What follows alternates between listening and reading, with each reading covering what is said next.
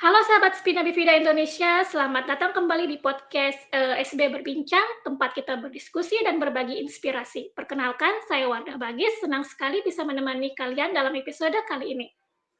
Kita akan membahas topik yang sangat penting dan relevan, yaitu penyandang Spina Bifida, bisakah berkarya dan berprestasi? Masih ada stigma dan anggapan bahwa individu dengan spina bifida memiliki keterbatasan yang menghambat mereka untuk berprestasi. Namun kenyataannya, banyak dari mereka yang membuktikan bahwa dengan semangat, dukungan, dan aksesibilitas yang memadai, mereka bisa berkarya dan memberikan kontribusi luar biasa bagi masyarakat. Di episode hari ini kita akan mendengar cerita inspiratif langsung dari kakak-kakak yang sangat luar biasa yang akan berbagi pengalaman, tantangan, serta bagaimana mereka membuktikan bahwa spina bifida bukanlah hambatan untuk sukses. Jadi bersama kita, mari kita mulai di SB berbincangnya teman-teman. Saya akan mengundang Kak Mikaela. Halo Kak Mikaela. Halo, selamat pagi semuanya kakak-kakak gitu ya, kakak-kakak atau bapak ibu yang eh, berada di dalam komunitas Spina Bifida Indonesia. Senang rasanya saya bisa bergabung ikut serta di dalam mengisi podcast kita yang ketiga ini. Moga-moga banyak yang bisa kita obrolin di sini. Dan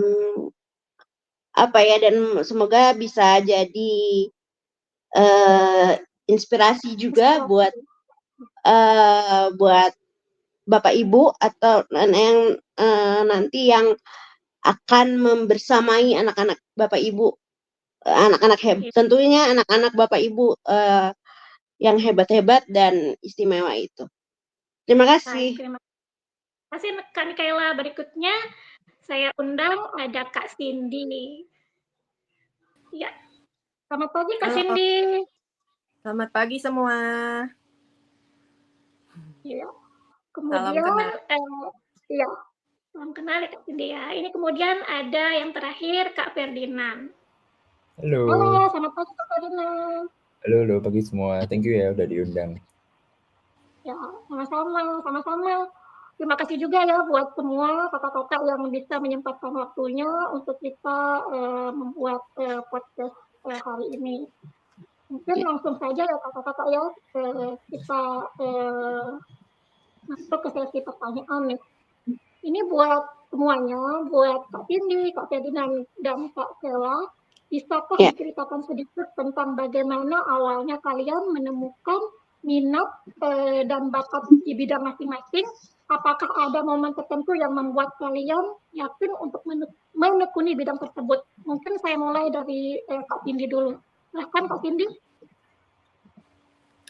Oke, pertama saya menemukan bidang yang saya sukai itu ketika awal mulanya sih sebenarnya dari kecil tuh udah, saya kan atlet para archery ya. Jadi dari dulu tuh emang udah cita-cita pengen kayak tertarik banget buat panahan. Tapi karena waktu itu kan SMP saya taunya panahan itu cuman ada di Senayan. Nah, terus saya ikut join sama teman saya, cuman kayak rekreasi biasa aja sih sebenarnya awalnya. Terus saya mau ikut, kebetulan di situ kan kayak ada latihan panahan gitu kan. Terus saya pas mau ikut tuh, wah kalau misalnya panahan harus berdiri tegak, nggak boleh bergerak apa gitu kan, sedangkan saya sendiri nggak bisa untuk berdiri diem lama-lama tanpa alat bantu itu kan susah gitu. Terus tapi mereka juga nggak punya solusi buat gimana ya biar kamu bisa manah gitu kan. Ya udah akhirnya pupus lah tuh waktu zaman dulu tuh. Nah sampai sekarang saya bisa jadi atlet itu awal mulanya itu gara-gara jadi kan lama-lama kan apa ya kayak orang tua udah nggak kuat apa terus punya apa namanya kayak kesibukan yang banyak gitu, sedangkan saya harus mundar-mandir kuliah gitu, sedangkan supir juga udah nggak ada gitu, kayak susah juga nyarinya yang cocok. Akhirnya sama dokter fisioterapi saya itu ditawarin, coba deh, awal mulanya sih bukan karena modifikasi mobil ya, jadi kayak suruh bikin apa AVO, terus di apa namanya, direkomendasiinnya itu di Fatmawati waktu itu ketemunya. Nah terus sudah gitu, ya udah pas bikin, ada komunitas juga di situ ditawarin, kamu tertarik nggak sama komunitas, ada tuh disabilitas katanya. Di situ ada olahraga dan macam-macam. Nah, akhirnya di belakang rumah sakit Fatmawati itu ada kayak lapangan tenis waktu itu. Nah, dan juga di situ ada kayak bengkel, ternyata yang punya orang disabilitas gitu loh. Terus akhirnya pas kita lagi saya sama mama lagi ke sana ngelihat, ada yang main tenis lapangan pakai kursi roda semua, menarik banget gitu kan. Nah, terus dibilang, "Oh ya Mbak, di sini mobil juga bisa, kita semua bawa mobil," katanya. "Oh gitu, gimana caranya?" "Oh ternyata dimodif," gitu kan. Akhirnya ya udah, nah sampai situ tuh kita makanya ketemu teman-teman yang disabilitas yang aktif di olahraga gitu. Nah, jadi berapa ya, setahun lah saya tuh awalnya tenis lapangan, karena memang taunya kan di situ cuma tenis lapangan doang ya. Sampai akhirnya saya dibawa ke ketua NPC pada saat itu Jakarta. Nah di situ, oh ya waktu tenis itu sempat menang pas mix team sama temen di rumah sakit veteran Bintaro acaranya. Nah terus sudah gitu ketemu sama ketua NPC Jakarta. Nah saya iseng nanya, Pak sebenarnya saya tertarik sama panahan. Tapi gimana ya, bisa nggak sih di sini untuk disabilitas sebenarnya ada nggak panahan gitu? Oh, kamu suka kepengen panahan? Oh iya, oh ya udah, gitu kan ternyata sama beliau difasilitasin sampai alat-alatnya. Tapi pada saat itu memang apa untuk di Jakarta itu kan masih kayak belum belum booming sampai sekarang ya. Jadi kayak masih nyari pelatih yang bisa buat ngelatih kita gitu. Oh ya udah. Nah, jeda waktu dihubungin pas 2014 2013 tengah itu pelatihnya udah ada, terus teman-teman juga udah ada yang latihan.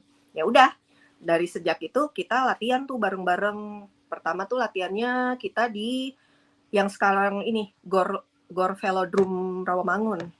Nah, kita latihan di situ. Ya udah latihan-latihan terus. Ikut Peparnas pertama kali saya tuh ikut Peparnas yang di Bandung 2016. Nah, cuman karena ternyata panahan nggak ini ya semudah itu gitu. Jadi pengalaman iya. Wah, rempong juga ternyata, terus udah gitu belum faktor lingkungan kan, ada yang ribut, ada penontonnya grogi, ya udah kan gagal lah gitu di Peparnas yang Bandung 2016 itu. Nah, terus udah gitu kan itu pada saat itu saya masih kuliah, jadi kayak masih bingung nih ngebagi waktu. Akhirnya setelah Peparnas yang di Bandung, lanjutin selesaiin kuliah dulu sampai akhirnya 2018 itu ditawarin ikut seleksi pelatnas di Solo. Kebetulan itu kuliah udah selesai. Nah, cuman sebenarnya saya tuh udah harusnya udah ikut pelatnas bawa pepanahan di sana. Cuman karena faktor keluarga ternyata pelatnas itu kamu berarti harus tinggal di Solo. Oh, ya gitulah pokoknya nggak direstui lah untuk tinggal di Solo. Ya udah, gitu kan. Akhirnya balik lagi cuman pelatda doang, bawa nama Jakarta. Terus COVID itu kan kita benar-benar nggak bisa apa-apa ya. Jadi cuman pas 2020 itu dapat kabar kalau udah mulai lagi program untuk persiapan 2021 ke Papua.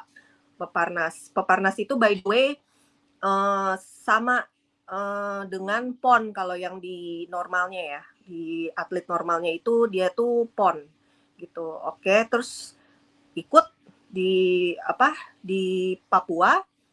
Waktu itu pakai alatnya itu namanya recurve gitu ya, recurve. Nah, sempet tuh udah peringkat berapa pas kualifikasi, busurnya patah. Limbs-nya itu patah, terus akhirnya karena punya cadangan, langsung pasang, ikut lagi kan dikasih waktu gitu untuk menutupin. Tapi berarti kan yang pas kejadiannya itu patah, nggak dihitung skornya. Ya udah, akhirnya tadinya udah di peringkat 2, kegeser jadi diakumulasi 2 kualifikasi itu, jadi cuman masuk babak peringkat 4 gitu. Oh ya udah. Nah, tapi habis itu keeliminasi di pas yang penyisihan itu. Ya udah nggak apa-apa. Yang penting kan udah ada ini ya pengalaman. Nah, setelah itu karena banyak trouble di recurve, terus cedera berkali-kali, jadi saya memutuskan untuk pindah divisi kompon namanya. Gitu, kompon. Nah, itu dari pulang dari Papua itu sampai kemarin yang di Solo itu ya udah megang divisi kompon kan. Ya udah. Nah, kemarin itu yang di Solo alhamdulillah pas kualifikasi pertama itu saya peringkat 10 besar. Nah, terus habis itu kualifikasi keduanya saya masuk langsung peringkat 2. Terus diakumulasi jadinya saya peringkat 3. Nah, hari berikutnya tanggal 10 kalau nggak salah itu saya eliminasi kan. Masuk babak eliminasi per 8 lolos, eliminasi per 4 lolos sampai yang perebutan ke semifinal. Nah, itu saya gugur pas yang itu. Jadinya alhamdulillah berhasil memperebutkan posisi ketiga, dapat medali perunggu itu. Itu akhirnya setelah jungkir balik banting tulang itu akhirnya ada hasil alhamdulillah. Alhamdulillah. Wah, luar biasa ya untuk perjalanannya Kak Cindy nih sampai akhirnya mendapatkan medali perunggunya. By the way Kak, selain sebagai pemanah ini, kita dengar-dengar Kak Cindy juga dokter gigi nih. Itu gimana Kak? Bisa menemukan passion di bidang sebagai dokter gigi itu gimana Kak? Mungkin singkat aja gimana Kak ceritanya? Sebenarnya kalau dibilang passion, benar-benar passion, bukan passion saya di dokter gigi ya, cuman nggak tahu gimana. Waktu kemarin itu juga bingung sebenarnya mau ambil desain, tapi ternyata dari sekian tes yang itu kok kan kalau desain itu kita harus, memang saya suka seni gitu, tapi ternyata saya menemukan bahwa seni yang saya miliki ini tidak bisa dijadikan untuk untuk cari nafkah gitu. Karena kan kalau misalnya itu kan klien minta harus bikinnya begini, buntu sudah gitu kan. Oh ya udah, terus dapat masukan dari kerabat, kalau kamu misalnya emang suka sculpting apa gimana, yang masih ada seni-seninya selain benar-benar di seni, coba aja di dokter gigi, karena di situ kan juga ada ngebentuk gitu kan. Ya udah, masih bingung, ya udah ambil aja gitu kan. Tapi pas kerja tuh menyenangkan juga ya bikin ininya gitu loh. Kerjanya tuh kayak kita tuh ya sepenuh hati lah istilahnya gitu loh. Jadi menarik banget ya Pak ya, bagaimana ceritanya bisa ambil jurusan dokter gigi ini dari yang awalnya mau ke seni, akhirnya masuknya ke dokter gigi. Oke, baik, terima kasih Kak Cindy untuk ceritanya. Mungkin sekarang bagaimana nih lanjut untuk Kak Ferdinand, gimana nih Kak awalnya bisa menemukan minat dan bakatnya, dan momen tertentu apa yang membuat Kakak yakin untuk menekuni bidang tersebut? Silakan Kak Ferdinand. Oke, thank you ya Kak Wardah untuk pertanyaannya juga. Oke, mungkin sebelumnya saya Ferdinand, tadi sudah sempat kenalan, cuma mungkin saya mau address sedikit kalau sekarang saya lagi maksudnya lebih kayak full time untuk ngerjain ilustrasi dan juga kayak brand design. Jadi saya suka gambar, saya suka desain segala macam. Nah, awalnya tuh, jadi dulu waktu mama saya bilang waktu umur 2 tahun baru 1,5 tahun mungkin ya, itu udah coret-coret tembok rumah, semua tuh penuh. Nah, terus memang karena mama itu suka gambar, nah kayaknya tuh jadi kayak nurun gitu lah. Nah, terus lama-kelamaan mulai masuk TK, terus mulai masuk sekolah gitu, orang-orang tuh taunya Ferdinand si tukang gambar. Nah, jadi kayak kayak kalau kita ditanya brand air minum, misalnya kayak brand apa gitu kan, top of mind-nya. Nah, top of mind-nya kalau gambar tuh biasanya saya. Jadi kayak Ferdinand yang gambar gitu kan. Nah, terus dari situ memang karena suka gambar dari awal sampai SMA, terus dari SMA juga sempat dapat kerjaan pertama dari pas waktu SMA. Terus digitalisasi mulai ada data iPad dan segala macam. Akhirnya dari situ lebih apa ya, lebih rigorous, lebih menekuni lagi lah bidang ilustrasi ini. Terus juga akhirnya kuliah DKV, kok ya cocok, suka. Terus saya juga lama-lama suka fashion. Terus akhirnya memang lama-kelamaan klien-klien saya walaupun ngerjain ilustrasi, ngerjain branding, jatuhnya lebih kayak ngerjain untuk project-project yang fashion tersebut. Nah, jadi dari situ suka banget sih sama desain, suka banget sama ilustrasi, dan akhirnya kayak ngerasa klik kayak gitu. Mungkin ya agak mirip sama ceritanya Kak Cindy ya, kayak suka seni. Cuma tadi kalau Kak Cindy sukanya sculpture, kalau saya sukanya lebih yang desain ilustrasi dan kawan-kawan gitu. Gitu mungkin kali sementara. Baik. Jadi kalau Kak Firdan ini lebih memang istilahnya memang sudah passion ya, sudah ada bakat turunan Hmm, juga sepertinya ya yes. dari mamanya ya. Baik. Mungkin sekarang untuk Kak Kele, gimana Kak Kele dengan pertanyaan yang sama seperti teman-teman? Silahkan. Oke. Sekali lagi salam kenal Bapak Ibu, kakak-kakak. Saya Kila.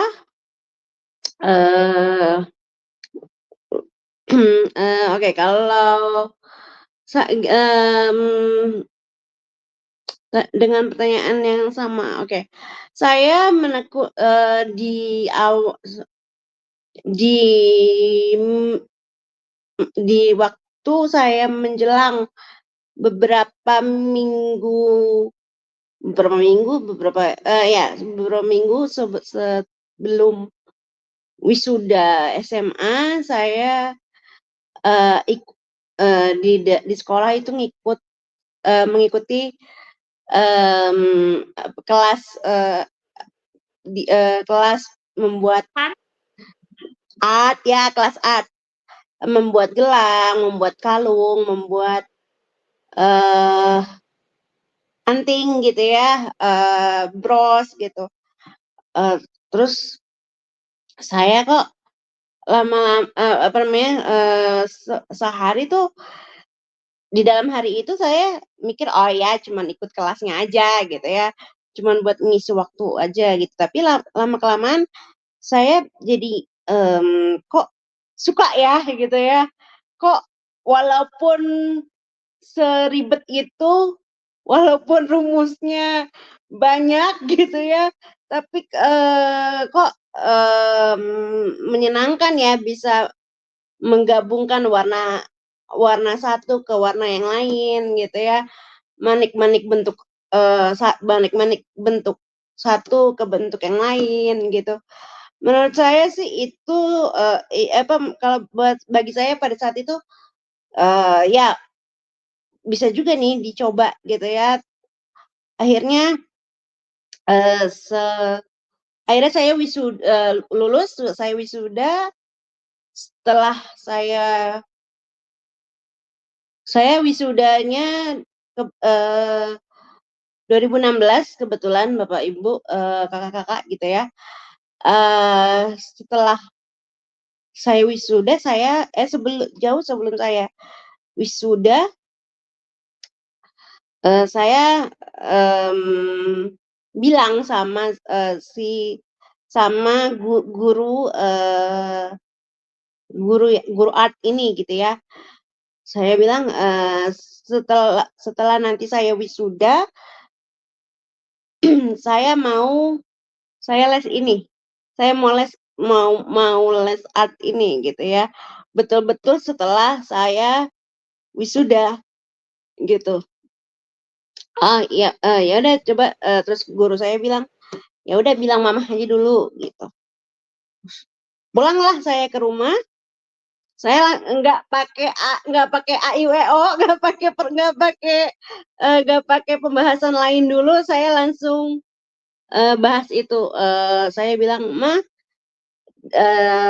saya pengen nerusin, bikin bikin kalung dan bikin kalung, bikin gelang dan lainnya itu di rumah, dijadikan les.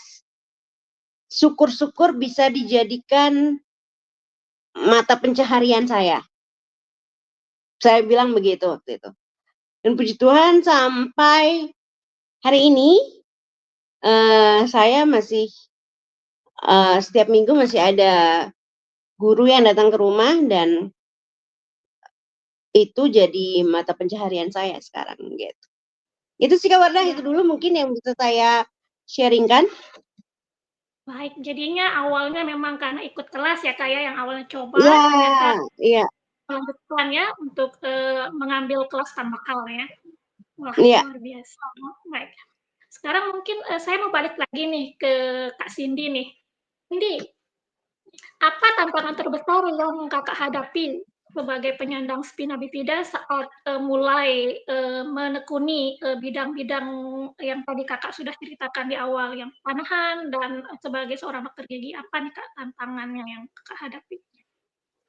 Silahkan Kak Cindy. Tantangan yang pertama kali saya harus hadapi itu jelas pertama itu harus berinteraksi dengan orang banyak gitu kan. Dan apa ya, bagaimana cara saya harus membuktikan pada, sebenarnya sih nggak perlu membuktikan ke orang lain ya, tapi pada saat itu saya harus membuktikan bahwa apa yang dipikirkan oleh orang-orang banyak di luar sana tentang apa yang saya ambil, itu ya saya harus membuktikan bahwa saya mampu gitu, harus mempertanggungjawabkan apa yang saya pilih, bahwa saya itu bisa melakukan itu gitu. Terus yang kedua, ya bagaimana ya untuk ini apa ya, karena pastinya tenaga dan semuanya itu kan lebih dari orang normal. Kayak misalnya ke lapangan pun akses pasti aksesnya tuh belum ada pada saat itu. Jadi bagaimana saya harus deal dengan kondisi itu, juga di kampus gitu kan. Dan apa ya, jadi tetap membuat diri saya itu konsisten bahwa saya harus apa ya, jangan karena hanya hal seperti itu membuat saya jadi mundur dari apa yang saya cita-citakan. Gitu. Itu sih. Lebih Itu aja. menghadapi mungkin lebih menghadapi stigma gitu ya Mbak ya awalnya ya, menghadapi stigma Apalagi kalau masyarakat. ketemu pasien. Apalagi pas koas itu kan ketemu pasien kan ngeliat atas bawah dulu kan pasiennya gitu. Terus kayak mukanya kayak ragu gitu. Ya udah bagaimana ya saya tanggapi dengan ya sapa dengan biasanya menyapa selamat pagi, selamat siang Bu, gini gimana, ada keluhan apa. Nah, ya udah dari situ saya membuktikan dengan kerjaannya saya gitu. Bahwa saya mengerjakan dengan sebaik mungkin, dengan segala kekurangan yang saya punya, tapi tidak menghalangi untuk mencapai hasil yang setidaknya sama dengan teman-teman kolega saya gitu. Iya. Jadi memang kita ini lebih gini ya, lebih selain dari aksesibilitas, transport dan sebagainya, itu juga memang lebih kita mengkhawatirkan kayak stigma masyarakat juga ya Mbak ya, memang salah satu tantangan kita juga ya. Baik, Betul. kalau Kak Ferdinand bagaimana Kak?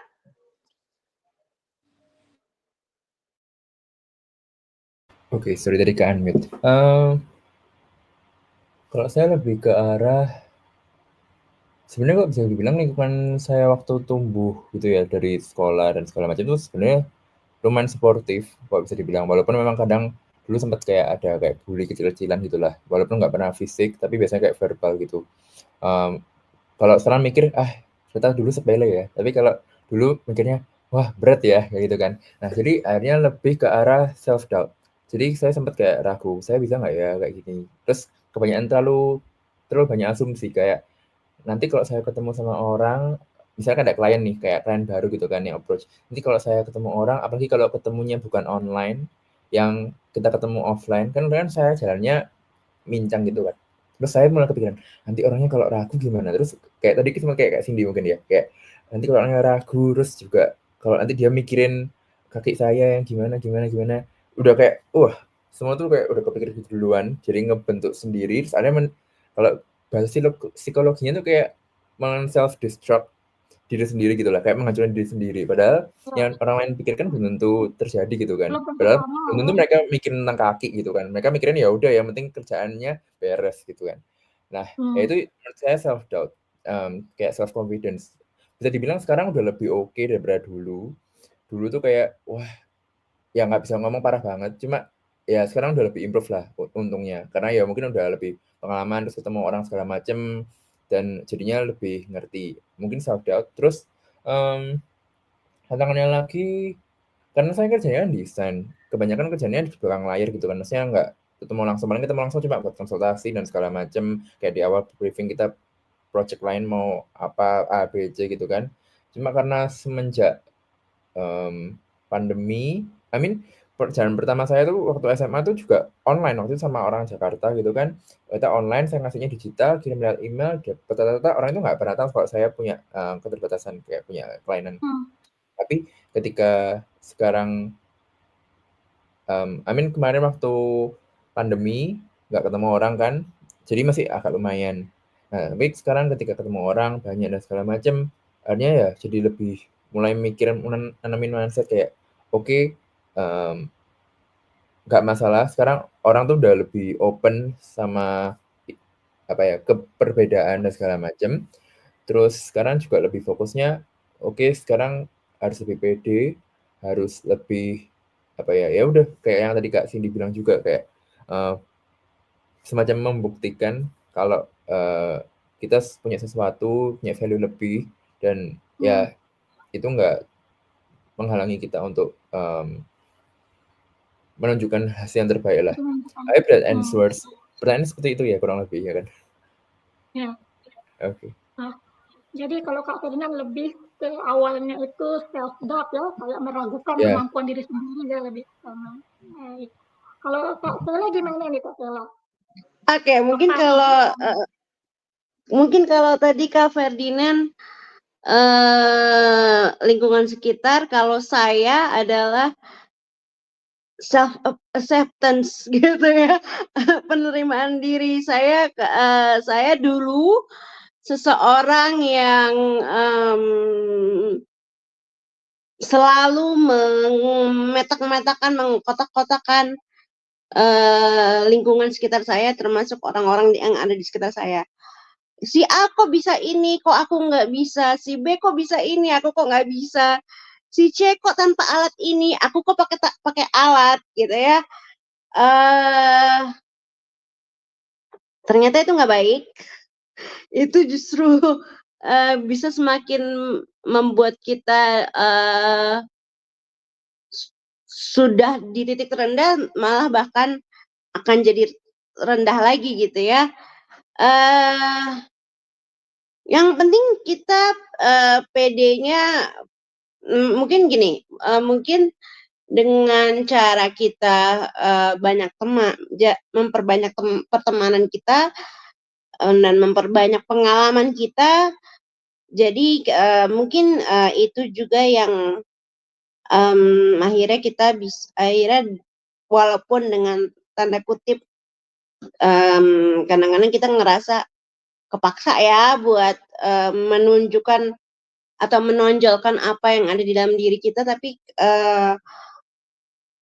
lama-kelamaan mungkin itu jadi kedepannya nanti jadi apa ya, jadi sebuah tindakan yang bisa kita lakukan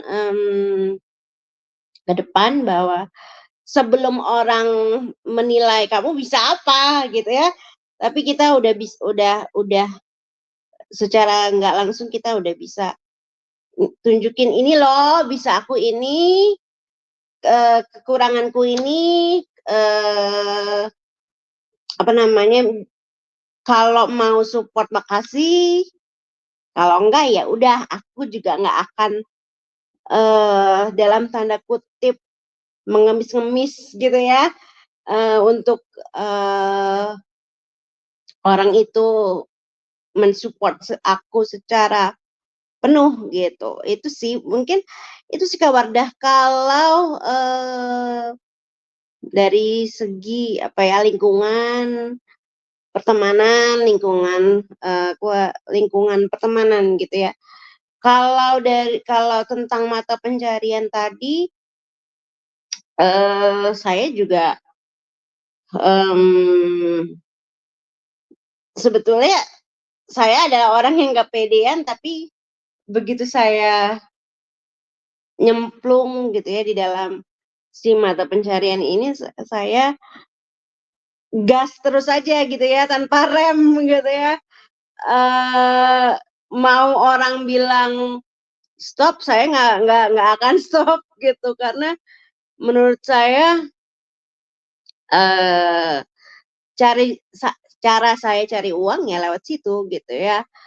Eee, Mau apapun rintangannya, kalau ya itu tadi yang saya bilang tadi di awal, kalau mau mendukung saya makasih, kalau tidak mau mendukung saya, mau membuat jalanmu sendiri, ya silahkan.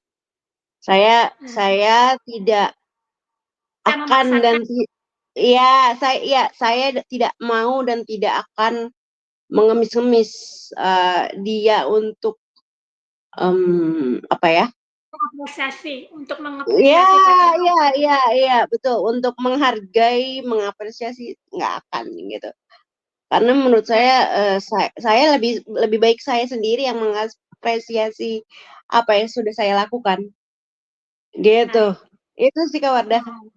Baik, terima kasih Kak, Kela. Jadi ini luar Sama-sama. biasa ya, dari tadi Kak Cindy itu lebih ke stigma ya atau pandangan masyarakat, terus Kak Ferdinand tadi, lebih ke self doubt atau, eee, self doubt apa ya bahasa Indonesianya, maaf lupa. Nggak apa, Mbak, kayak merasa ragu gitu loh kadang-kadang, Ragu kayak pada kurang diri percaya sendiri, diri Punya gitu. keraguan, ya. dan, kalau ke Kayla tadi lebih ke penerimaannya ya, susah untuk penerimaan diri sendiri. Baik. Iya. Sekarang, saya balik ke Kak, Cindy lagi. Ini Kak ada beberapa pertanyaan nih buat Kakak. Pertama nih, Kak Cindy menjadi, dokter gigi dan atlet, itu adalah kombinasi yang luar biasa nih, Kak. Bagaimana Kakak membagi waktu dan energi Kakak, untuk kedua hal ini? Iya. Pertama, pada saat ini ya, untuk saat ini kan saya 2 pekerjaan, latihan dan kerja di klinik gitu.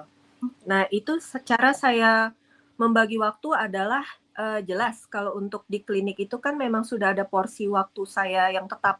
Jadi kayak saya itu jaga dari Selasa sampai Kamis pagi karena BPJS kan, dari jam 8 sampai jam 12 gitu. Nah, untuk latihannya karena memang belum ada event lagi, jadi program latihannya itu 3 kali dalam seminggu. Jadi hari Senin, Rabu, dan Jumat. Nah, untuk pembagian waktu di hari Rabunya ini nih, jadi ya memang sudah ada pembicaraan sebelumnya dari pelatih, dan karena saya harus pagi nggak bisa ke lapangan langsung karena saya harus jaga dulu nih sampai jam 12. Oh iya, oke, udah ada kesepakatan. Ya udah untuk hari Rabu jadi dari pagi itu saya di klinik sampai jam 12, habis itu langsung saya ke lapangan. Sekarang saya latihan di Sunter, di Gor Sunter yang deket Danau Sunter itu. Nah, ya udah, jadi dari jam 1 mulai sampai jam 4 itu saya latihan. Nah, begitu juga besok kan paginya udah harus ke klinik lagi. Ya itu, jadi jadi sebisa mungkin yang penting saya nggak skip makan, terus jadi jam jam berapa tuh? Jam 8, jam 9 saya udah harus tidur. Karena takutnya kan kalau misalnya untuk diforsir dan dalam kondisi saya seperti ini, takutnya malah berdampak buruk untuk kesehatan gitu. Jadi ya untuk menyiasatinya saya lebih ke ini sih, lebih ke bagaimana saya tetap harus tidak boleh skip makan, terus minum air putih juga nggak bisa yang dikit-dikit aja. Terus ya itu, mau ada film bagus atau apa, jam 9 tuh saya harus sudah tidur gitu. Nggak ada pilihan lain. Iya, memang harus benar-benar waktunya diatur sedemikian rupa ya Kak ya, luar biasa ya, sampai bahkan ibarat kalau ada film bagus bisa skip, belum itu kayaknya nggak semua orang bisa. Apalagi kalau lagi booming-boomingnya gitu kan, kayak semua kayak penasaran, pengen nonton gitu. Jadi lebih ke manage-nya benar-benar ya Kak ya. Kemudian Kak, ini kan Kak Cindy ini udah bisa dikatakan settle ya dengan pekerjaan, sudah sebagai dokter gigi. Terus kemudian Kak Cindy tiba-tiba beralih juga nih ke jalur olahraga. Itu bagaimana Kak tanggapan orang tua Kakak atas keputusan Kakak itu? Iya, pertama pada saat saya berkecimpung di olahraga pada masa saya kuliah, apalagi pas koas itu jujur orang tua tetap mendukung, tapi hanya kayak khawatir koas saya nggak selesai gitu. Ya gimana kamu kok jadi milihnya mau kemana ini? Soalnya kan pasti ada yang dikorbankan dulu pada saat itu gitu. Tapi saya ya sudah komit gitu sama diri sendiri, iya mah nanti pasti janji akan diselesaikan karena itu adalah tanggung jawab saya sebagai anak ke orang tua gitu. Ya udah pada saat udah event saya tuh udah berjanji, oh saya mau selesaiin dulu kuliah saya gitu. Ya udah saya menepati janji, saya selesaikan kuliah saya, sumpah dokter, selesai semua. Nah, ya udah. Ya udah terus sudah gitu saya bisa membuktikannya kepada orang tua, terutama mama saya. Ya udah, akhirnya kemarin pergi ke Papua semua udah dilepas. Mama udah percaya sama kamu gitu loh. Toh juga semua instansi, teman-teman disabilitas yang lain sudah dikenal kan, memang udah jelas itu adanya. Malah cenderung orang tua saya, mama saya mah, ya udah kamu ngapain sih di kamar terus gitu. Udah cari pengalaman sana. Ibarat aku jepret senar busur aja, kulit copot aja, ya udah itu resiko gitu. Ya maksudnya bersyukur alhamdulillah punya orang tua yang nggak terlalu gimana ya. Ya udah belajarlah hidup, gores-gores dikit, lecet dikit nggak apa-apa. Gitu sih. Luar biasa ya berarti orang tuanya Kak Cindy ini kayaknya benar-benar suportif ya, mendukung ya keputusan anak mungkin selama tetap bertanggung jawab atas keputusan-keputusan tersebut ya Kak ya. Ya. Kemudian saya penasaran nih Kak, kan ini Kakak berhasil nih ya, ada prestasi di bidang panahan nih. Apakah sekarang Kakak ada keinginan mungkin lebih menjadi seorang atlet daripada menjadi dokter gigi gitu, atau mungkin malah Kakak ingin tetap menekuni keduanya? Bagaimana Kak? Nah, sebenarnya ya ada dilema juga sih, karena apapun yang terjadi, saya lebih cinta dengan keatletan saya. Tapi balik lagi, karena kalau di atlet itu kita pasti ada batasan umur dan kemampuan kita gitu. Makin tambah umur pasti nggak akan se-fit waktu kita masih muda kan gitu. Jadi tetap ini nggak bisa saya benar-benar melepas gigi, kedokteran gigi saya, karena ya pada masa tua nanti pasti akan saya balik ke situ gitu loh. Tapi kalau misalnya saya nggak berkecimpung di situ untuk saat ini, kan keterampilan dan segala macam ilmu-ilmu itu kalau nggak diasah terus kan akan hilang. Pasti saya lupa apa gimana caranya, harus kayak ibaratnya kayak mulai lagi dari awal belajar. Jadi ya disikapi dengan ketika mungkin nanti ya nggak tahu apakah latihannya makin intens seminggu bisa setiap hari gitu. Jadi ya mungkin akan beralih ke ya praktek mandiri aja gitu, tetap misalnya 1-2 orang tetap saya lakukan, karena kayak begitu-begitu tuh kalau misalnya benar-benar ditinggalkan sama sekali, keterampilan segala macam itu akan pudar gitu. Betul. Jadi untuk saat ini memang masih tetap dijalani keduanya Mbak ya, sebisa mungkin dijalani keduanya. Mungkin nanti suatu saat seperti tadi Kak Cindy bilang, karena mungkin di atlet ada batasan usia, nanti ketika mungkin usianya sudah tidak bisa, mungkin akan lebih fokus lagi untuk ke dokter gigi gitu ya Kak ya. Walaupun ada kemungkinan ditawarkan jadi pelatih juga, waktu itu sempat ditawarkan sama NPC. Nanti kalau udah nggak jadi atlet, pelatih panahan aja ya. Ya, itu kan juga sebuah tawaran yang baik ya, gitu. Ya mungkin akan dipertimbangkan juga gitu. Ya luar biasa sih, mungkin itu bisa ya jadi pilihan yang lain lagi nih selain jadi dokter gigi. Cuma saya rasa mungkin bisa ya Mbak ya, kalau untuk menjadi dokter gigi dan pelatih, saya rasa mungkin tidak waktunya, mungkin ini hanya bayangan seorang orang awam yang tidak mengenal dunia atlet. Mungkin kalau jadi pelatih mungkin tidak terlalu banyak memakan waktu seperti mungkin saat kita jadi orang yang harus dilatih ya Kak ya. Mungkin gitu ya Kak ya. Iya benar. Intinya kita lebih mengatur konsisten gitu. Kita apa yang kita pilih, yaitu ya segala resiko itu ya kita harus sudah siap dengan itu. Gitu. Harus siap ya, dan apapun keputusan yang kita ambil tentunya kita harus terima konsekuensinya dan bertanggung jawab penuh ya Pak ya. Baik. Terima kasih Pak Cindy. Sekarang saya lanjut nih ke Kak Ferdina nih. Kak Ferdina nih sebagai ilustrator muda, bagaimana Kakak menyesuaikan diri dengan kebutuhan industri kreatif yang seringkali menuntut kecepatan dan kualitas yang bagus gitu. Apakah kondisi spina bifida ini menghambat kinerja Kakak dalam memenuhi tuntutan-tuntutan di industri kreatif? Wow, berat ya Bun pertanyaannya. Oke, by the way saya boleh ya kadang-kadang kalau kadang ngomong saya, kadang ngomong aku, supaya nggak terlalu agak semi formal lah, biar nggak kaku-kaku banget. Oke, thanks. Ya, jadi kalau tentang spina bifida mungkin lebih ke arah gini, kadang saya tuh harus memetakan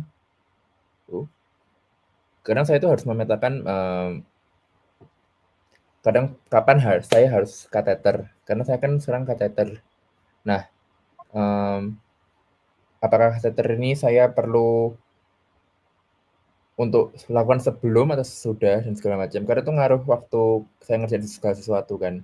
Jadi saya harus mulai memetain, dan apalagi kalau misalnya kalau telat. Halo? Halo?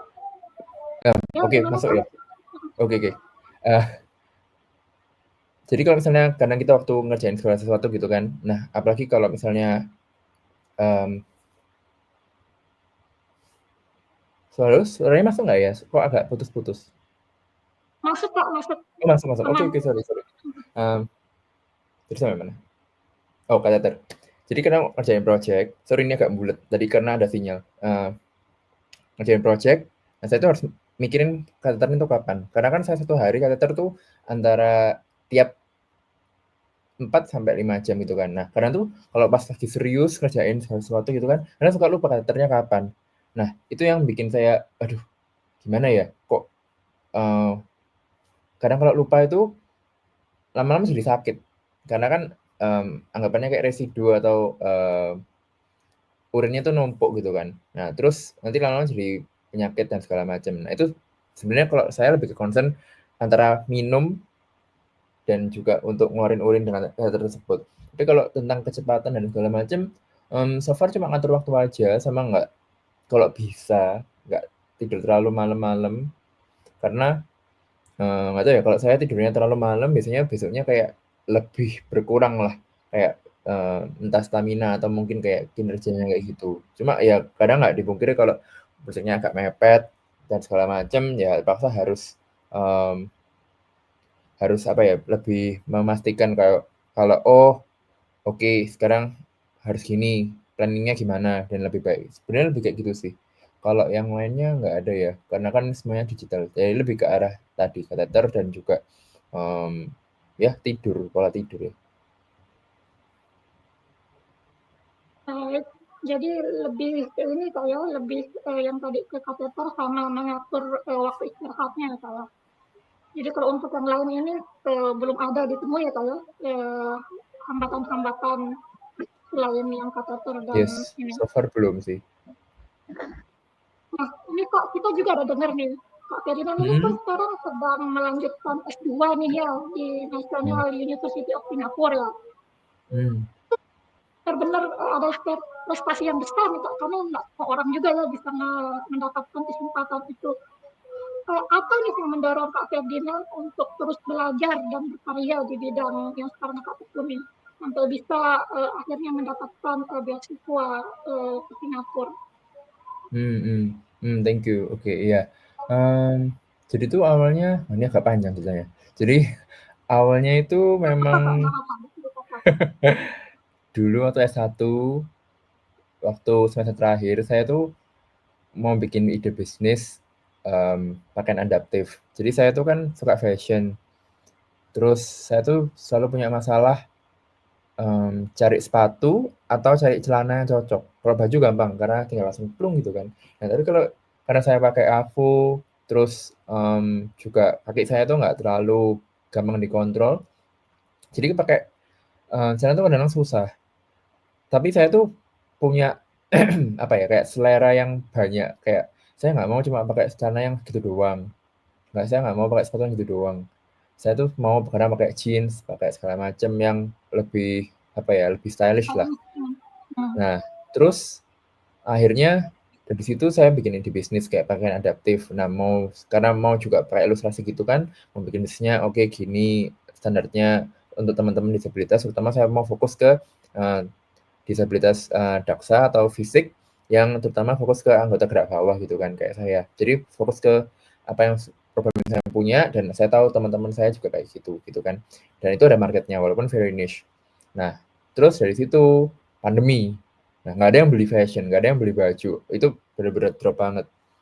Akhirnya saya mikir ya udah saya fokus kerjain yang ilustrasi saya dulu aja. Toh waktu itu memang terutama 2021 ya. Itu kayak bisa dibilang karirku lumayan melejit kayak ternyata pandemi malah menaikkan derajat industri saya gitulah. Nah, terus tapi saya tuh kalau ngomong bahasa Indonesianya itu apa ya, kayak rindu gitu, kayak pengen gitu, kayak ini tuh goal jangka panjang. Atau kalau lebih bisa tuh jangan jangka panjang banget, kayak hopefully dalam waktu beberapa tahun terdekat gitu bisa terwujud gitu kan. Nah, terus saya tuh jadi mikir keras, apa ya yang perlu? Oke, saya bisa desain, walaupun saya nggak bisa ngejahit, tapi saya bisa ke vendor gitu. Tapi itu apa ya? Ada semacam yang masih belum ngeling gitu lah, belum connect. Nah, terus akhirnya saya mikir, saya tuh kayaknya perlu baca tentang culture. Kayak saya tuh merasa bahwa aksesibilitas tuh sebenarnya ada dalam apa ya, perbedaan culture itu tuh nggak cuma yang culture horizontal tapi kayak vertikal gitu. Sorry. Jadi orang yang able body yang kayak kita kan ada disabilitas fisiknya gitu kan. Nah, yang able dengan yang disable tuh mereka tuh punya perbedaan, nggak ngerti culture dari masing-masing. Akhirnya ada sebuah gap. Akhirnya kurang rasa empati dan segala macam dan akhirnya nggak ngerti sama sama lain. Mungkin ada orang yang lebih empati, tapi mereka tuh bingung mau ngapain sih, mau ke teman-teman disabilitas tuh harusnya gimana kayak gitu dan segala macam. Dan sedangkan permasalahan disabilitas tuh juga banyak.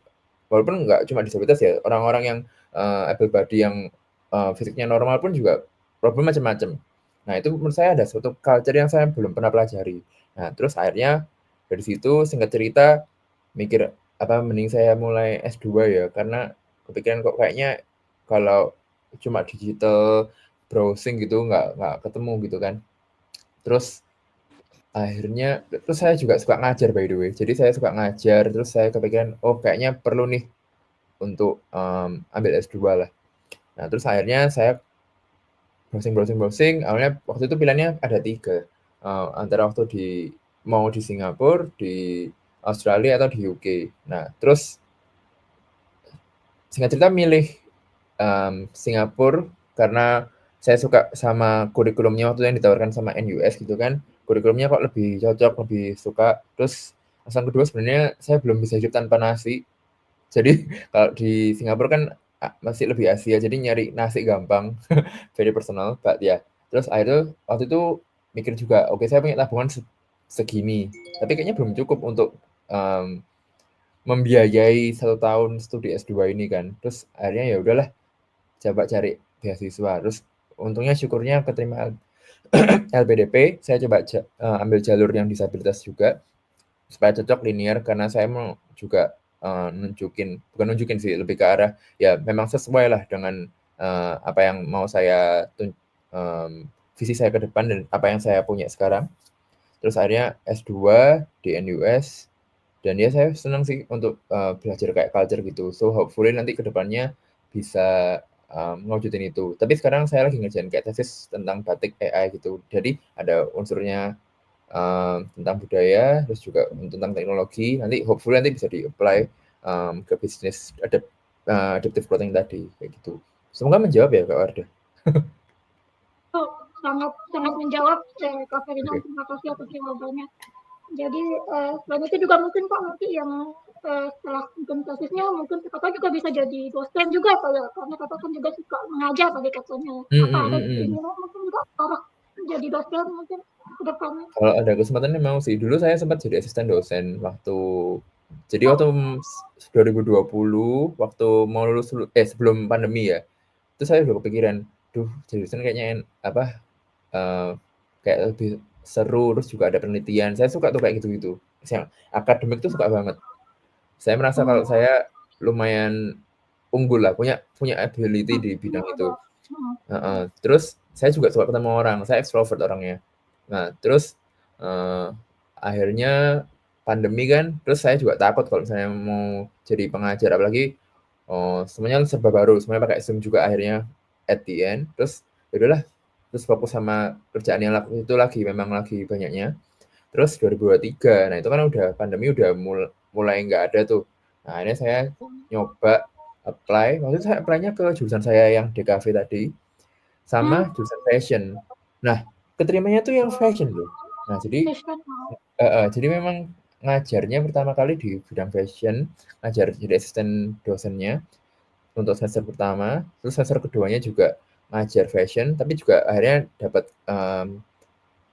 ngajar juga di jurusan VCD Innovation Design kayak gitu, di DKV tadi, sorry. Kalau di tempat kuliah saya namanya VCD, bahasa Inggris doang sih, bedanya gitu doang, gitu. Ya, hopefully ya kalau dapat kesempatannya jadi dosen, why not, kayak pengen ya. Semoga kalau bisa tercapai nih keinginannya. Ini Pak, apakah ada momen atau karya yang paling berkesan Pak selama Kakak menjalani pekerjaan Kakak di bidang seni ini? Oh, karya.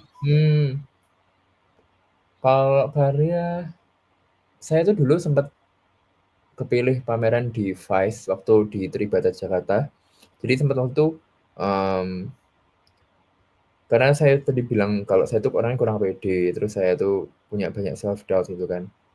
Terus saya bikin karya judulnya Walking to Confidence atau something itulah. Pokoknya untuk intinya adalah menuju masa depan saya yang lebih percaya diri. Nah, jadi saya tuh percaya diri. Jadi saya ngegambarin diri saya tuh kayak jalan dari samping gitu, terus belakangnya tuh kayak gambar agak abstrak, tapi juga figuratif, ornamental, tapi ada diri saya gitu kan. Terus saya nunjukin kayak ilustrasinya ada gambar AVO saya gitu. Terus menurut saya itu personal banget, itu style saya banget juga. Terus untungnya juga bisa ditampilkan di Vice di Tribata waktu itu di Jakarta. Tahun berapa ya? Lupa, 2019, 2018. Nah, itu personal saya suka banget. Nah, kalau misalnya dari komersial, mungkin yang berkesan waktu 2021, nah itu pas pandeminya tuh. Nah, itu dapat tawaran ngerjain video animasi ilustrasi bareng tim. Jadi saya di-approach sama project manager gitu kan. Ayo, bisa nggak ngerjain ilustrasi kayak gini? Waktu itu saya nggak tahu ngerjain ilustrasi untuk apa. Maksudnya ngerti untuk apa, tapi nggak tahu tentang siapa. Karena waktu itu saya harus untuk mengilustrasikan seseorang gitu kan. Waktu itu ngomongnya sosok ibu peri gitulah. Nah, ternyata ujungnya saya baru tahu ketika kita udah sign kontrak, udah deal. Nah, oh ternyata ngerjain untuk Kak Tasya Farahsya. Jadi waktu itu ngerjain untuk campaign video pertamanya MOP, Model of Brand makeupnya Kak Tasya Farahsya gitulah. Jadi itu yang dua yang berkesan kalau menurut saya. Luar biasa sih ininya Kak, momennya nih. Apalagi yang pertama saya suka banget yang pertama, yang tadi Kak jadi dan cerita itu yang personal itu tuh keren banget sih idenya maksudnya.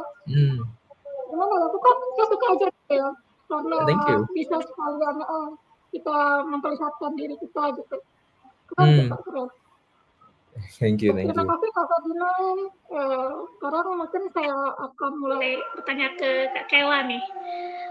Kak Kela nih, selain Kak Kela bergerak di bidang crafting, Kela juga punya grup musik nih.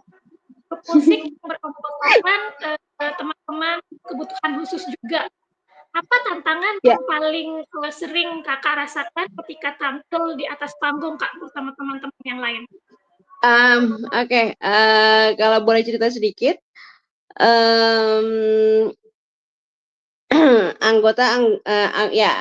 personel dari band saya itu sesama disabilitas gitu ya, tapi dengan berbagai macam spektrum gitu ya.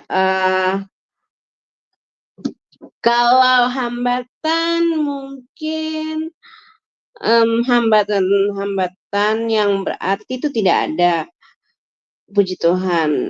Tapi hambatannya saya adalah orang yang sangat susah untuk menghafal. Gitu ya. Jadi untuk menghafal sebuah lirik lagu tuh saya membutuhkan waktu yang lumayan lama gitu ya, sampai akhirnya saya benar-benar hafal lagu tersebut gitu.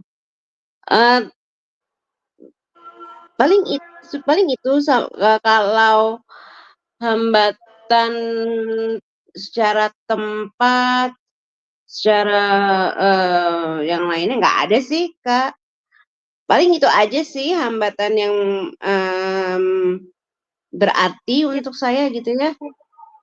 Baik.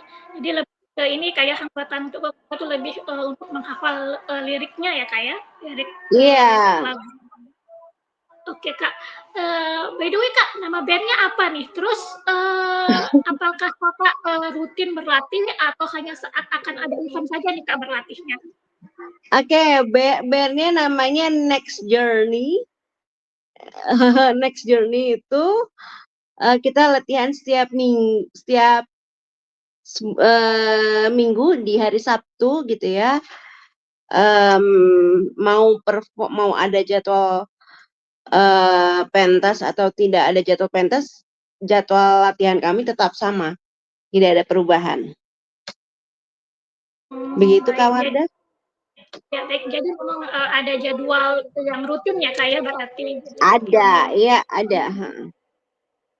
Kemudian Kak, apakah ada nih momen yang paling berkesan saat Kak Kayla tampil bersama teman-teman grup bandnya? Apa nih Kak? Apa ada momen yang paling berkesan? Bisa diceritain? Momen paling berkesannya adalah ketika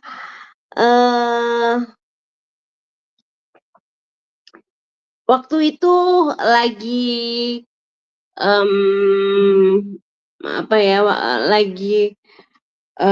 marak-maraknya COVID-19 mungkin kalau Kak Wardah ingat dan kakak-kakak yang lain ingat. Lantas kami punya jadwal pentas di hari itu dan tentunya juga latihan gitu ya di hari sebelumnya. Lalu bagaimana cara latihan kami gitu ya dengan kondisi yang COVID masih marak gitu ya. Kami tetap latihan sesuai dengan jadwal, tapi melalui apa namanya, platform digital yang ada sekarang. Kami Jadi ya, virtual. kami lebih sering menggunakan Zoom gitu ya, pada saat itu gitu ya. Terus, kalau tampil, saya pernah juga jadi teman-teman yang main musik mengiringi saya, itu direkam, lalu direkam sendiri gitu ya. Saya juga pada saat, eee saya juga walaupun di hari yang berbeda, saya juga direkam dengan suara dan video, mereka juga dengan suara dan video, itu sih Kak Wardah. Baik, Kak Kayla. Jadi, kalau dari Kak Kayla ini yang berkesan tuh justru saat latihannya itu dilakukan secara virtual saat Covid ya, Kak, ya? Dan Iya, pengambilan, video di tempat yang berbeda, seperti itu ya, Kak, ya? iya, heeh, karena kan, mengikuti irama, musik, secara virtual dengan mengikuti musik dengan secara langsung itu sangat sangat jauh berbeda Kak Wardah, gitu ya. Saya bisa saja saya nyambungnya, misalkan ref pertama gitu ya, tapi padahal sebetulnya, musiknya baru intro loh gitu. Itu sih Kak Wardah. Baik, terima kasih Kak Kayla. Iya, sama-sama. Kalau pertanyaan untuk teman-teman semua nih, bagi teman-teman semua sebagai seorang pejuang Spina Bifida ini udah Iya. sangat cukup menginspirasi ya buat teman-teman yang lain. Apakah ada pesan atau nasihat teman-teman untuk teman-teman yang lain yang mungkin sedang merasa ragu atau kurang percaya diri untuk berkarya? Mungkin bisa dari Kak Cindy terlebih dahulu, silahkan Kak Cindy.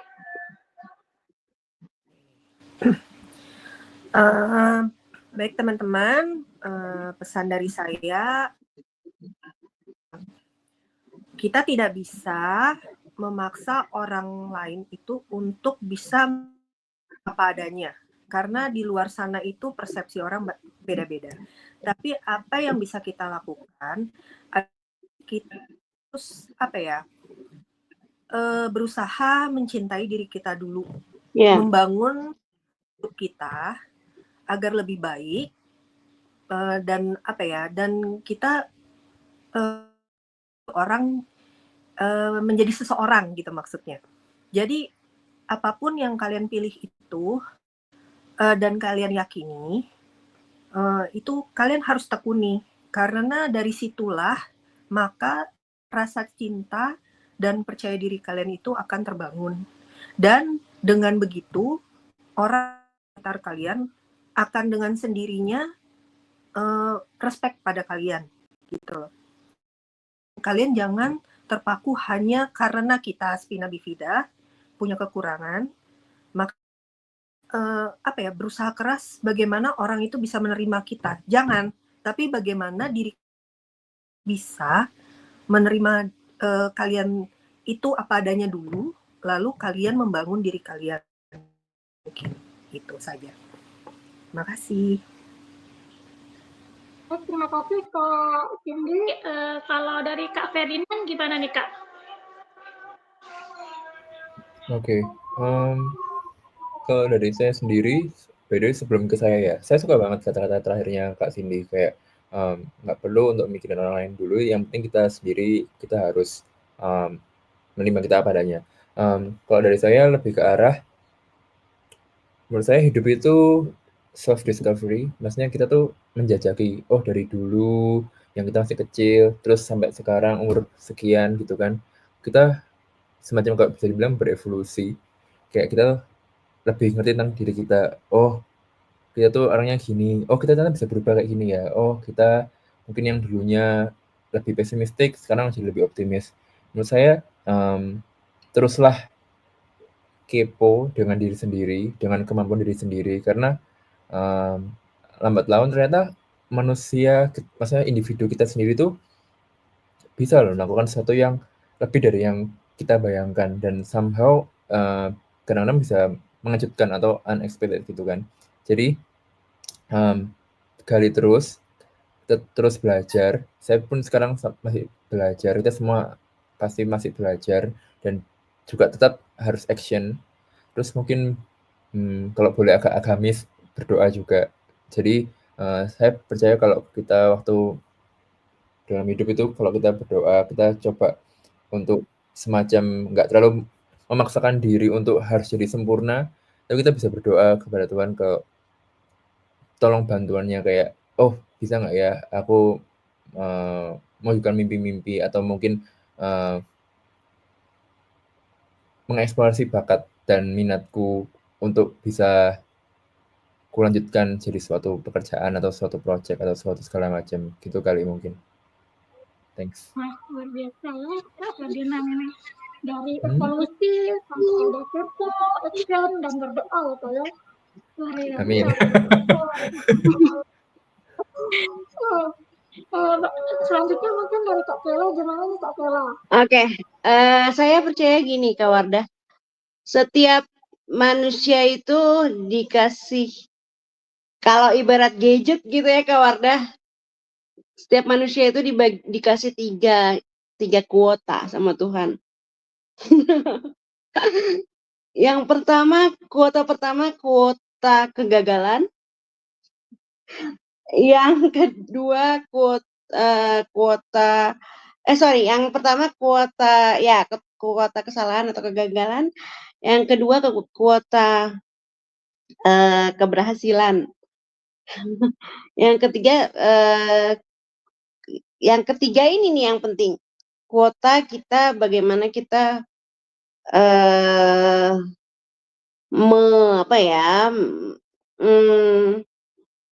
bisa melakukannya jauh lebih baik. Nah, jadi gini, kalau pesan saya gini,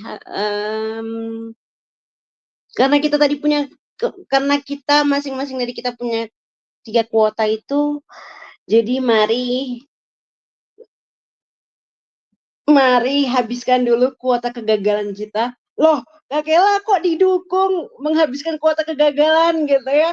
Nggak apa-apa, salah aja dulu gitu ya, daripada nanti salahnya nanti di kehidupan kita yang mendatang, itu malah lebih konyol lagi. Nggak apa-apa, salah aja dulu.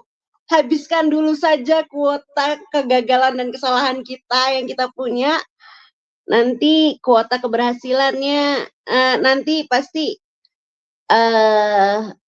kalau memang sudah kuota kegagalannya memang sudah waktu dan saatnya habis, nanti kita pasti punya kuota keberhasilan yang lebih banyak lagi dibandingkan kuota kegagalan kita. Gitu sih Kak Wardah. Jadi intinya adalah jangan pernah menyerah, jangan pernah putus asa. Kita punya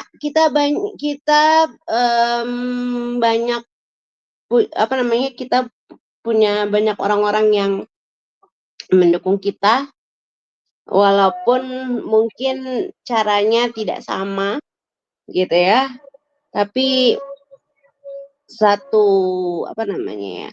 kita harus punya kepercayaan bahwa walaupun ada juga orang-orang yang nggak suka sama kita, tapi itu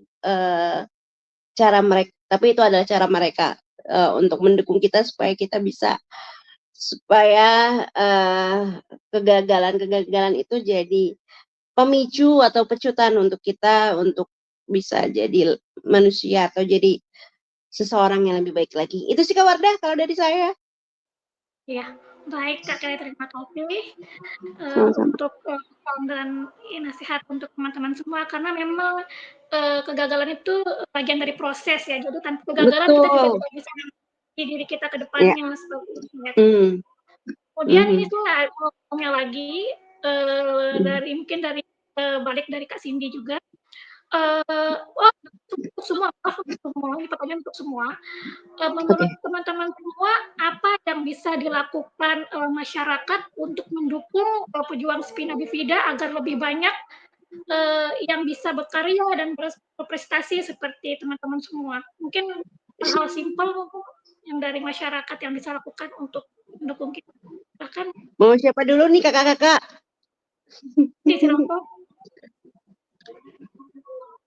Aku ya. Ya, Eh, Kak, silakan. Kalau untuk dari masyarakat, sebenarnya terutama sih orang yang ini ya andil seperti kayak pemerintah gitu loh. Bagaimana kita ini bisa lebih ya memberikan dukungan seperti misalnya kesempatan lapangan kerjaan yang memadai, terus apa ya? Dan juga aksesibilitas yang kita bisa mengakses fasilitas-fasilitas di umum, fasilitas-fasilitas umum itu agar disabilitas itu bisa dengan mandiri melakukan kegiatannya sehari-hari gitu. Jangan terus perlahan-lahan diharapkan masyarakat apa ya merubah stigma bahwa orang-orang disabilitas tidak bisa apa-apa gitu. Jadi tapi balik lagi harus dari kitanya juga. Bukan bahwa kita itu juga tidak sama dengan apa yang mereka stigmakan gitu. Tapi yang paling penting di masyarakat umum itu yaitu harus dimulai dari pemerintahnya juga. Mereka bisa memfasilitasi kita agar kita bisa beraktivitas dan ikut dalam pembangunan negara ini. Terima kasih.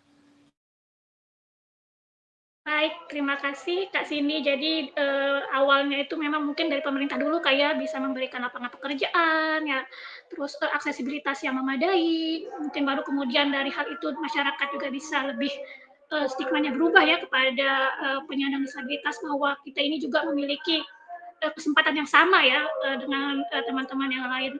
Baik Kak, terima kasih. Untuk Kak Ferdinand bagaimana Kak? Sebenarnya sulit ya. Kalau menurut saya, karena Indonesia ini besar banget ya. Indonesia tuh besar banget. Orangnya macam-macam.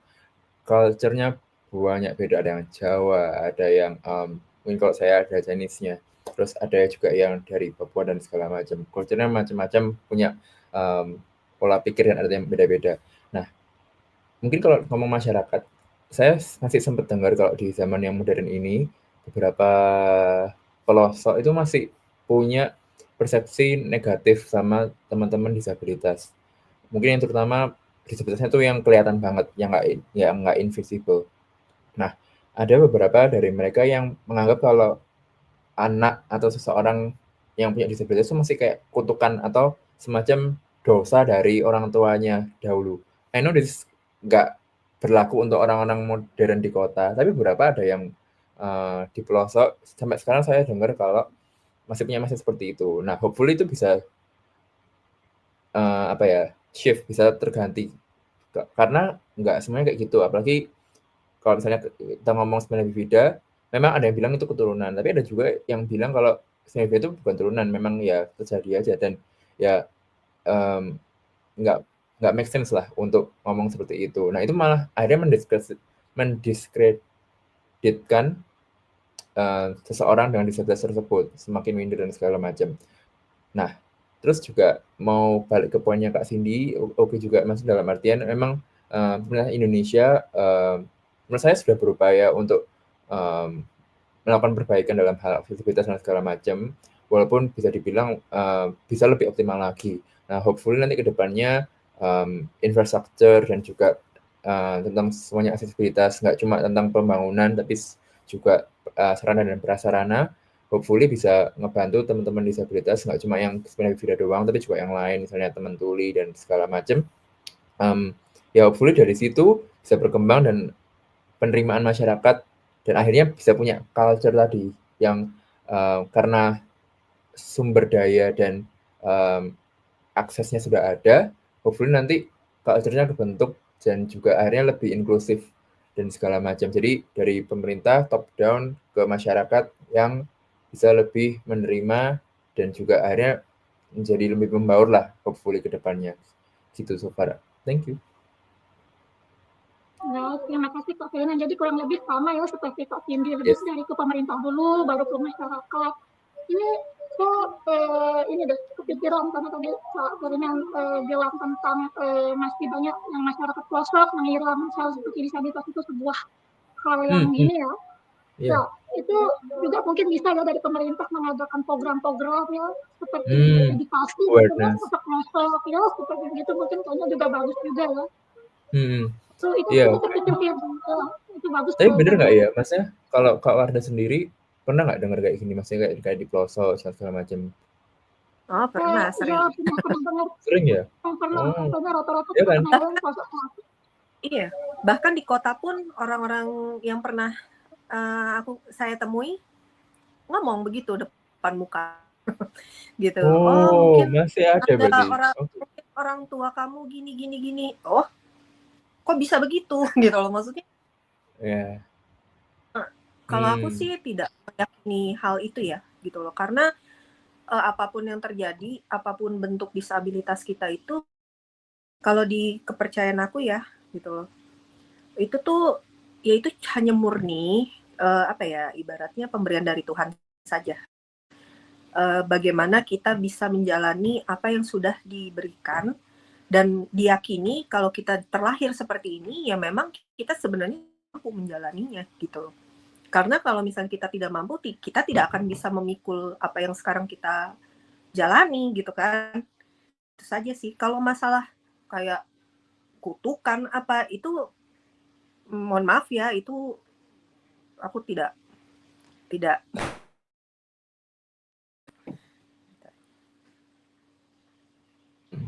Yes. Hopefully ya bisa berubah. SDM-nya sih ya sebenarnya, dan itu harus dimulai dari pemerintah membentuk pendidikan yang baik dalam segi pendidikan agama, pendidikan sosial, di semuanya lah gitu. Jadi kita pola pikir kita tuh lebih maju, jangan di situ-situ aja stuck di, ya kan gitu. Itu harus dari pemerintah. Kalau misalnya dibilang bagaimana masyarakat, kalau masyarakatnya sendiri aja tanpa ada yang memimpin untuk mengarah ke sana, itu kita nggak akan mungkin bisa maju gitu. Harus dari pemerintahnya dengan segala program ini ya gitu. Jangan stuck di sini-sini aja gitu. Sedangkan negara lain sudah maju kemana, udah bikin robot malah mungkin gitu kan. Matahari by the way. Iya, masa kita mau di sini-sini aja, kan kita juga harus bisa maju dalam pola pikir kan gitu, dalam semua hal. Betul. Memang jadi sumbernya memang awalnya itu memang dari pemerintah dulu ya yang bergerak ya mensupport masyarakatnya untuk lebih berpikir maju juga ya. Ini memang PR kita bersama sih sebenarnya ya. Agak berat memang. Tapi ya semoga nanti kedepannya bisa lebih baik lah ya. Terakhir ke Kak Kela, bagaimana Kak Kela? Protokol yang bisa dilakukan masyarakat untuk mendukung ini penyandang pejuang. Saya lebih suka kata pejuang dari penyandang, pejuang. Ya, setuju. Banyak yang bisa kita lakukan dalam berkarya dan berprestasi. Silakan Kak Kela. Kalau dari saya untuk ke masyarakatnya mungkin kita nggak bisa abaikan atau kita nggak bisa tutup mata bahwa kita harus sering-sering sosialisasi.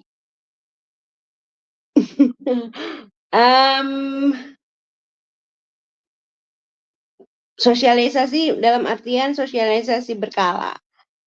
Kenapa saya bilang sosialisasi berkala?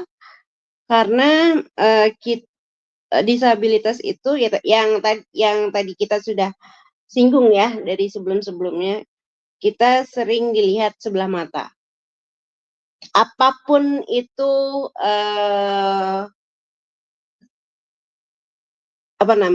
apapun itu spektrumnya ataupun apapun itu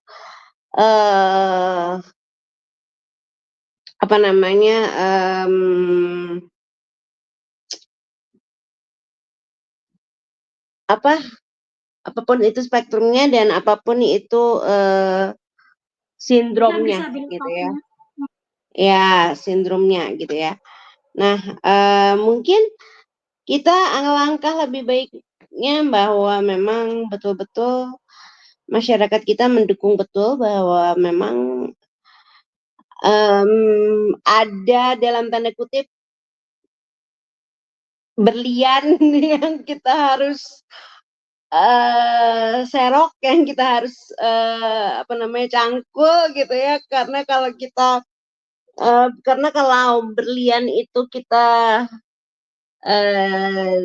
diamkan, kita tidak serok, akan jadi tidak terpakai si berlian-berlian yang mungkin kita bisa saja menilainya sebelah mata, tapi ternyata si berlian-berlian ini punya bakat terpendam mungkin. Punya punya sisi sangat tinggi ya, punya sisi menarik yang bisa kita dorong supaya jadi berkembang. Mungkin kalau dari saya itu. Baik. Jadi yang saya tangkap mungkin dari Kak Kayla lebih sama juga ya, dari pemerintahnya juga mungkin bisa memberikan sosialisasi yang rutin ya kepada masyarakat.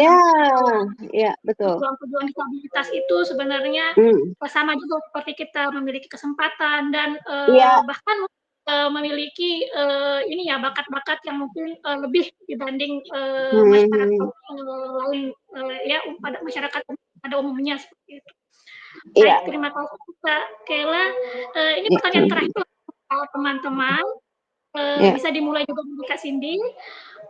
Kalau boleh bermimpi besar, langkah atau target berikutnya yang ingin Kakak capai dalam waktu dekat? Untuk waktu dekat sebenarnya belum ada yang bagaimana, tapi saya sudah harus mempersiapkan target saya ingin dapat medali emas di Peparnas 2028 nanti. Ya tetap sih pada jalur saya untuk berlatih dengan dan juga mengimprove apa yang sudah lalunya kemarin itu. Mungkin ada yang latihan saya atau mungkin bagaimana mengelola mental saya agar lebih bisa pertandingan berikutnya gitu. Kemungkinan sih tahun ini pun ada ya acara internasional yang diadakan di Jakarta. Bulannya apa? Kayaknya akhir tahun ini deh gitu kemungkinan. Ya semoga saya bisa ikut serta dan bisa hopefully bisa memenangkan pertandingan tahun ini gitu. Tapi setidaknya untuk dulu. Tapi target utama saya adalah saya ingin mendapatkan emas pada saat Peparnas 2028 nanti. Katanya akan di NTB. Tapi nggak tahu apakah biasanya kan kalau di PON itu kan dilaksanakannya tahun 2028 itu di NTB. Tapi biasanya kalau misalnya pihak NTB-nya untuk fasilitas disabilitas bisa jadi kemungkinan di Jakarta gitu. Tapi apapun dimanapun itu saya hanya ingin memfokus emas, insya Allah. Itu aja. Luar biasa. Ini semoga impiannya bisa tercapai ya kalau amin. Kemudian Kak Ferdinand bagaimana Kak? Oke. Pertama amin buat Kak Cindy, Mas. Oke. Kalau dari saya, kalau boleh balik ke yang tadi, yang tentang ide bisnis, saya pengen banget kalau bisa mewujudin itu. Karena dulu tuh saya sempat mikir, oke, saya kan dulu idealis banget ya, maksudnya dalam artian saya pengen bajunya tuh ada ilustrasinya saya dan segala macam, tapi juga ngebantu teman-teman dengan adaptive feature-nya segala macam. Tapi lambat laun saya mikir, saya terlalu idealis, kayak pengen juga ada egonya lah, ada pengen kayak ilustrasinya nempeng.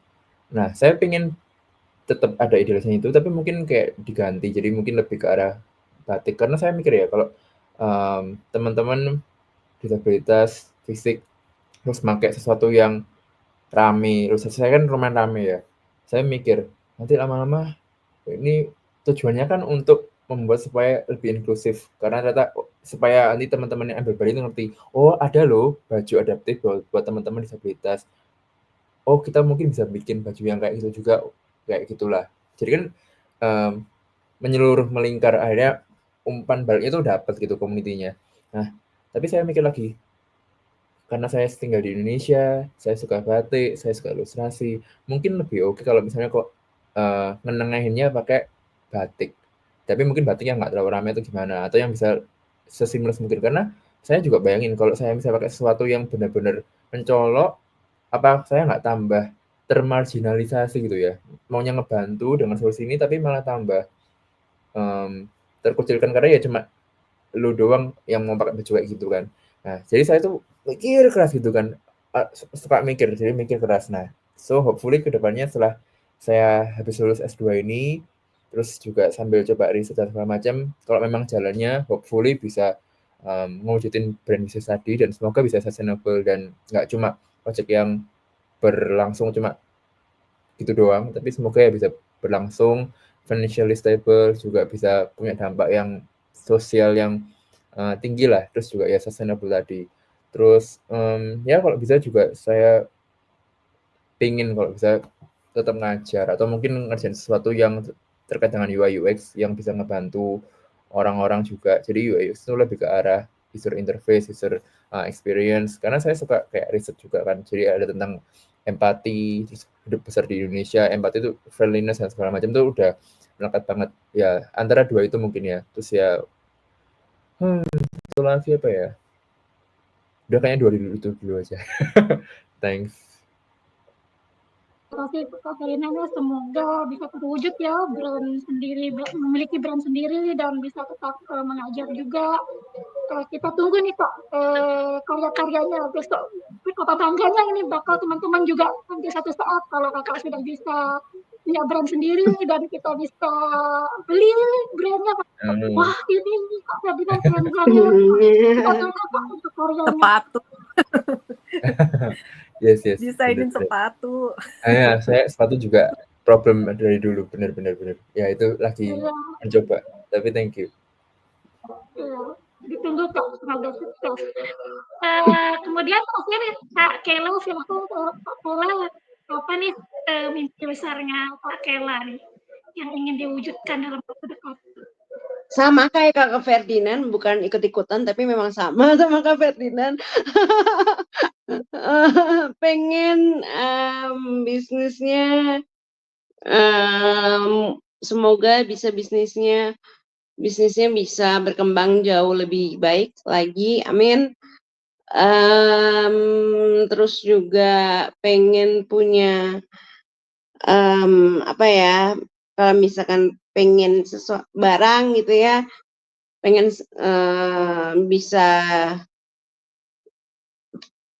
saya pengen bisa beli barang itu dengan hasil jerih payah saya. Itu sih dua itu yang saya lagi